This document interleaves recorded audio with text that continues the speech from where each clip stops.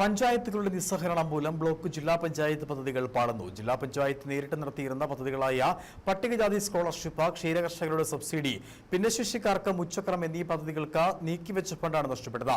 Block panchayat നിർവഹണ ഉദ്യോഗസ്ഥനെ മാറ്റി പഞ്ചായത്ത് സെക്രട്ടറിയെ നിർവഹണ ഉദ്യോഗസ്ഥനാക്കിയതോടെയാണ് പ്രതിസന്ധി ഉടലെടുത്തത്.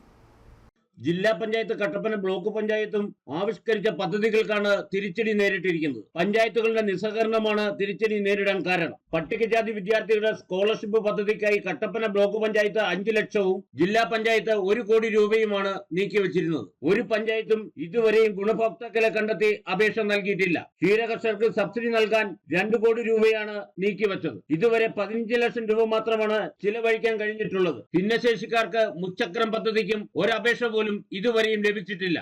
അത് ഗ്രാമപഞ്ചായത്തുകളാണ് നടത്തപ്പെടേണ്ടത് എന്നുള്ള ഒരു തീരുമാനത്തിൽ പ്രകാരം ഡിപ്പാർട്ട്മെന്റും അതുപോലെ തന്നെ ത്രിതല പഞ്ചായത്തുകൾ, ജില്ലാ പഞ്ചായത്തും ബ്ലോക്ക് പഞ്ചായത്തും വിഹിതം ഗ്രാമപഞ്ചായത്തിന് നൽകണമെന്നാണ് സർക്കാരിൻ്റെ ഉത്തരവുണ്ടായിരുന്നത്.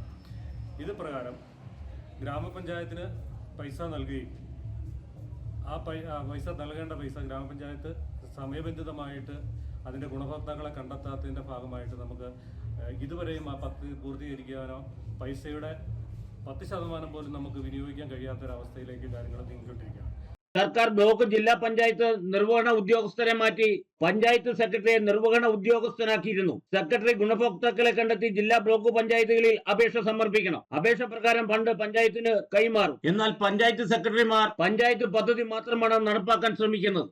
ആളുകളെ കണ്ടെത്തി അവർക്ക് ഇത്ര രൂപ സ്കോളർഷിപ്പ് ആവശ്യമുണ്ടെന്ന് പറഞ്ഞ് സ്കോളർഷിപ്പ് എല്ലാം റെഡിയായി കഴിയുമ്പോൾ ഇത്ര പേർക്ക് ഇത്ര ഘട്ടം പൈസ ആവശ്യമുണ്ടെന്ന് നമ്മളോട് പറഞ്ഞാൽ നമ്മൾ കൊടുക്കും. നമ്മളും ഇത് പറഞ്ഞതുപോലെ കോടികളാണ് സ്കോളർഷിപ്പിന് നമ്മൾ വെച്ചിട്ടുള്ളത്. ഘടിപ്പിച്ച സ്കൂട്ടർ നമ്മൾ കൊടുക്കുന്നുണ്ട്.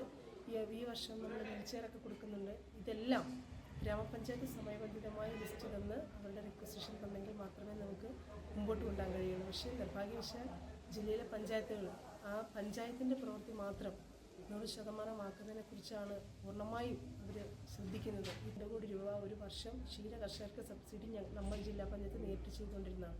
ഇപ്പം അത് ഗ്രാമപഞ്ചായത്തിലേക്ക് ഡിസ്ട്രിബ്യൂട്ട് ചെയ്തു. ഗ്രാമപഞ്ചായത്ത് ലിസ്റ്റ് തയ്യാറാക്കി ഓഫീസറുമായി ബന്ധപ്പെട്ട് എത്ര റിക്വസ്റ്റ് വേണമെന്ന് നമുക്ക് വെച്ചെങ്കിൽ മാത്രമേ കൊടുക്കാൻ കഴിയുള്ളൂ. പാവപ്പെട്ടവർക്ക് അർഹമായ രീതിയിൽ കിട്ടേണ്ട പണമാണ് നഷ്ടമാവുന്നത്. മാത്രമല്ല, ഈ പണം നഷ്ടമായാൽ 2025-26 വർഷം ഈ പദ്ധതികൾ ജില്ലാ ബ്ലോക്ക് പഞ്ചായത്തിൽ ഉണ്ടാവുകയുമില്ല. അതിനാൽ അടിയന്തരമായി പഞ്ചായത്ത് ഗുണഭോക്താക്കളെ കണ്ടെത്തി നടപടികൾ സ്വീകരിക്കണം. അല്ലെങ്കിൽ ഈ പദ്ധതികളിൽ നീക്കിവെച്ച പണം വകമാറ്റി ചെലവഴിക്കാൻ ജില്ലാ ബ്ലോക്ക് പഞ്ചായത്തുകൾ നിർബന്ധിതരാകും. KK Jayakumar, Idukki vision news, Upputhara.